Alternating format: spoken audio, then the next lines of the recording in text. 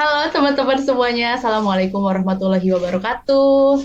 Waalaikumsalam warahmatullahi Waalaikumsalam warahmatullahi wabarakatuh. Selamat datang kembali di Ngoban Part 2. Kali ini dengan personil yang sama tapi ada satu yang beda nih kayaknya.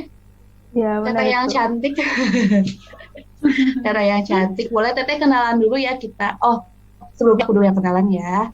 Nama saya Anissa Fajrin dari RSUD Ciawi sebagai perawat terampil. Selanjutnya Teh Rifko boleh kenalan. Halo semuanya, Assalamualaikum warahmatullahi wabarakatuh. Perkenalkan, nama saya Rifko Tamima. Saya bekerja di Puskesmas Ciasmara sebagai perawat terampil. Boleh dilanjut lagi.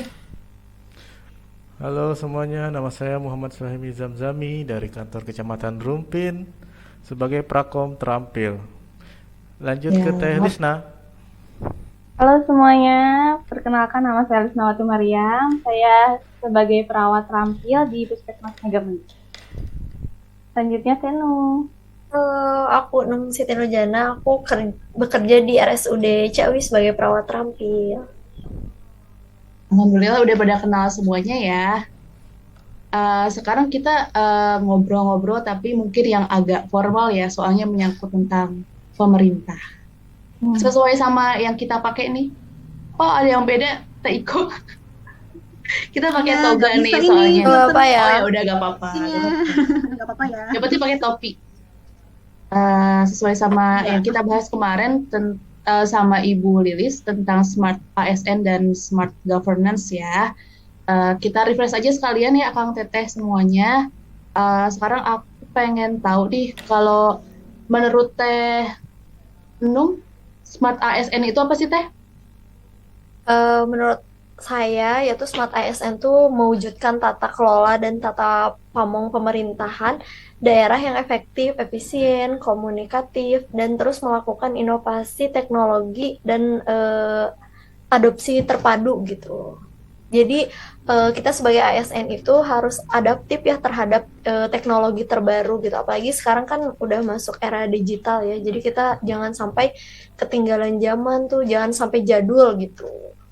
Oke, kita harus melek informasi gitu ya. Apalagi kan kayaknya kalau ASN tuh dijadikan sebagai apa ya, panutan, bukan Teladan. panutan sih, ya teladan gitu ya, maksudnya sebagai teladan sama Tuh. masyarakat lain. Nilai plusnya, amin. Nah, tadi kan Teh Nung udah ngejelasin ya apa pengertian dari Smart ASN. Boleh tuh Kang di Kang Zami disebutin nilai-nilai Smart ASN itu apa aja? Ada 8 ya. Yang pertama itu nasionalisme, yang kedua profesionalisme, yang ketiga integritas, yang keempat wawasan global, yang kelima per hospitality, yang keenam networking, yang ketujuh IT dan bahasa asing, dan yang terakhir adalah entrepreneurship. Oke, benar Kang ada 8. Udah cocok, udah pas lah ya buat Udah ini ya udah semua. udah ada 8 ini. Eh, nah, itu kan tentang Smart ASN. Eh, kan pemerintah tuh kayak mencanangkan gitu ya untuk 2024 itu semuanya itu menjadi Smart ASN dan Smart Governance. Nah, saya pengen denger nih kalau misalkan dari Puskesmas itu kira-kira ada nggak sih program IT gitu yang dari pemerintah? Ada.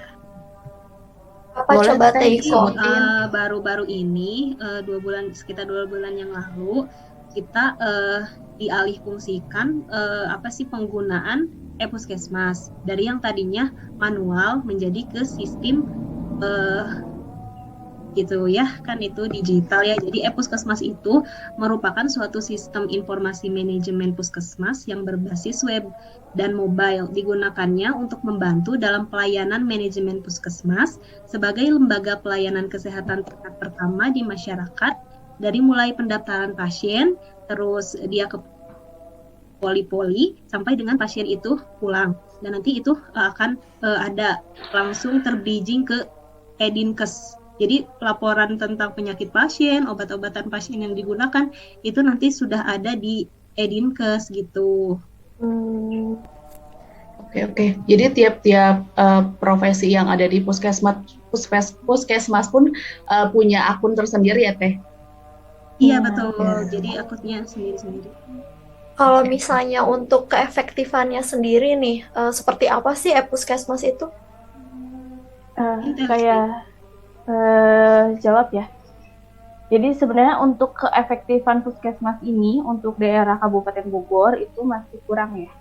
Karena kan pertama itu kita masih baru 2 bulan dan kita berarti harus mulai lagi dari awal untuk pendataan si pasien untuk pendaftaran. Tapi untuk kedepannya itu akan memudahkan kita sebenarnya. Karena kan yang awal-awal pasti kan ribet dulu ya. Hanya masalah yang terpenting sih karena kita masih baru dan pasti banyak kekurangan SDM yang masih belum paham tentang e-puskesmas ini. Jadi kekurangannya itu saat pengisian e-puskesmas itu kurang efektif karena kurangnya SDM dan juga kurangnya komputer sama jaringan internetnya. Karena kan kalau puskesmas kan harus pakai jaringan internet yang stabil ya. Karena kan kalau setiap puskesmas kan walaupun udah stabil di depan, belum tentu di belakang stabil kayak gitu. Mungkin itu sih Kak. Berarti untuk puskesmas ini tuh apa namanya, penyebarannya tuh udah seluruh Indonesia apa hanya di Kabupaten Bogor aja gitu penerapannya gitu? Udah seluruh Indonesia penerapannya. Nah, Mungkin di beberapa daerah terpencil ada yang belum menerapkan gitu ya. Iya, pasti karena iya kan mungkin. Tapi emang udah direncanakan buat diterapin di seluruh Indonesia gitu. Oke, Teh, kan jujur saya aja baru tahu ya tentang puskesmas. Nah, boleh tuh Teteh Lisna atau Teh Riko yang emang basicnya ada di puskesmas ngejelasin dari awal alur pemakaian puskesmas itu kayak gimana sih? Soalnya kan pasti banyak yang belum tahu nih. Mau nggak Teh Lisna atau Teh Riko? mungkin saya kali ya. Jadi awalnya itu pembuka apa tuh masuk nih kita masuk webnya. Kalau kita kan Bogor, jadi bogor.epuskesmas.id.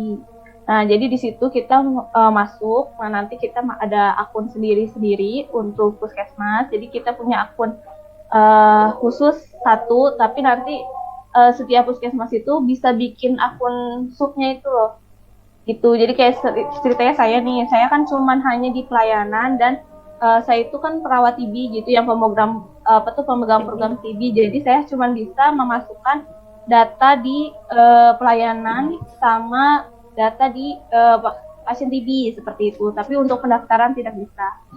Nah, untuk alurnya sendiri penggunaan e-puskesmas itu dari pendaftaran. Jadi awalnya itu di pendaftaran itu kita itu harus minta ke pasien seperti kakak, KTP seperti itu. Terus juga tanggal lahir kalau nggak ada kakak atau KTP, tanggal lahir sama tempat tinggal, sama nama lengkap kalau bisa. Karena kan terkadang ada pasien tuh yang nama saya cuma Ani gitu kan. Udah Ani aja. Padahal sebenarnya namanya ada Ani Mariana kayak gitu atau Ani Anita kayak gitu. Karena kan sebenarnya banyak tuh nama Ani sendiri gitu. Nah, jadi kita kalau ke pasien itu harus ngasih tahu nama lengkapnya Bu atau Pak kayak gitu. Terus tanggal lahirnya terkadang kalau nggak inget suka kita suruh minta nanti kalau datang lagi jangan lupa bawa kakak atau KTP karena kan ada beberapa pasien yang datang ke puskesmas itu kadang dia lupa sama tanggal lahir sendiri atau kadang orang keluarganya juga nggak tahu gitu karena udah tua atau gimana. Nah, setelah kita pendaftaran, kita kan isi, nah disimpan, lalu kita ubah, ceritanya dia mau ke poli mana, jadi di pendaftaran itu ada poli KIA, umum, IB, seperti itu. Terus kalau dia mau imunisasi juga ada sendiri imunisasi, terus dia mau ke poli TB gitu, kalau dia pasien TB itu ada polinya sendiri, seperti itu. Nah, udah itu kita langsung ke pelayanan. Di pelayanan itu kita ke medis. Jadi di medis itu kita anamnesa, dokternya siapa, terus tanda-tanda vitalnya seperti apa si pasiennya. Terus kalau kita ada edukasi di situ dijelasin kita mengedukasi pasien itu apa kayak gitu. Nanti setelah itu pasien akan diperiksa. Nah di diperiksa itu kita akan tahu kan dia sakit apa. Nah di sakit apanya itu diagnosanya nanti kita masukin juga ada di medis itu anamnesa dan diagnosa. Nah, di diagnosa itu nanti kita isi dia diagnosanya apa seperti itu. Lalu udah diisi nih diagnosanya. Setelah diisi, otomatis kan dia bakalan ada resep. Nah sebenarnya di situ ada resep juga. Jadi ada resep, jadi kita bisa klik resep di medis ini. Ada klik medis itu kan pelayanan medis. Nah di situ ada resep, terus kita isi dia dapat apa aja gitu. Nanti itu ke bridging ke farmasi seharusnya. Hanya kan masih banyak farmasi yang belum punya komputer, jadi masih belum ada bisa. Jadi ujung-ujungnya kita harus nulis seperti itu. Terus kalau ceritanya dia mau lab juga bisa. Jadi kalau dia masuk lab, kita bisa klik ada khusus laboratorium. Jadi nanti di laboratorium itu dia diperiksa apa aja gitu, kita bisa tahu seperti itu. Mungkin kayak gitu. Mungkin kalau itu mau nambahin. Paling kalau dari laboratorium itu kan kita masukin dia mau cek apa. Terus di laboratorium juga petugas labnya itu ngemasukin hasil labnya itu gimana, dan nanti terbridging lagi ke ruangan itu pemeriksaan. Jadi kita udah tahu gitu ya, nggak usah pasien tuh ngebawa-bawa kertas lagi gitu ya. Jadi pasiennya kan balik lagi gitu, oh ini hasilnya ini, baru nanti bisa meresepkan. Setelah itu diresepkan, oh tadi udah ya yang masalah resepkan, terus ke apotik udah terbridging. Jadi si pasiennya tuh udah selesai, nggak usah membawa resep lagi, dia langsung ke bagian apotik, tinggal nunggu aja, tinggal nunggu dipanggil seperti itu. Oke. Jadi sebenarnya udah lengkap banget ya di dalam alur dalam aplikasi itu sendiri gitu ya. Ya, sudah lengkap sekali. Coba mungkin tinggal kitanya ya yang dengan integritas gitu, yang dengan mengisi gitu kan ada juga mungkin orang yang belum paham benar, yang jadi males untuk isi atau ngandelin orang yang ngerti aja yang isi gitu kan ya. Sebenarnya itu udah memudahkan kita banget. Kendala kita sih, menjadi kendala kita itu. Nggak semua yang bisa nginput di e-puskesmas. Kadang kan yang udah tua itu susah ya nginputnya gitu, nggak bisa komputer dan sebagainya gitu. Jadi tetap aja gitu mengandalkan yang lain gitu. Jadi saling mengandalkan gitu. Mungkin harusnya diadakan ini ya Teh, kayak seminar ataupun sosialisasi gitu sosialisasi puskesmas. Mungkin banyak masyarakat atau yang belum terpapar gitu tentang puskesmas ini. Sama mungkin karena kita ada di dunia ya, di globalisasi, di era globalisasi ya, kita mensosialisasikannya dengan cara mungkin di Instagram tuh kan pasti tiap-tiap puskesmas ada ini ya, ada kayak Instagramnya tersendiri ya. Ada kayak apa sih, pasti ada bagian di puskesmas ada yang kayak bikin desain, yang suka upload ke Instagram atau ke YouTube gitu ya Teh, biar lebih dikenal sama masyarakat. Iya betul.